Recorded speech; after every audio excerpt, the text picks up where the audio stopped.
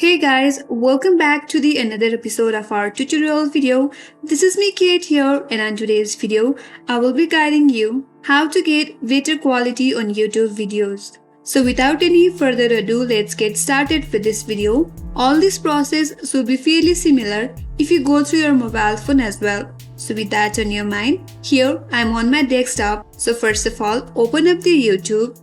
And once you land on this page, select the video that you would like to watch. Once you select that, you will get this interface. Now on this specific video, you will get a menu bar at the bottom right here with bunch of menu. From there, at the right hand side, click on the settings icon. A dialog box will pop up. There, as you can see at the very bottom, under the playback speed, you will get quality option. Click over there. And now from here you can customize the quality. You can increase your quality to 144, 240, 60, 480 or 720. If you want to watch your video on SD, select the one that says 1080p SD.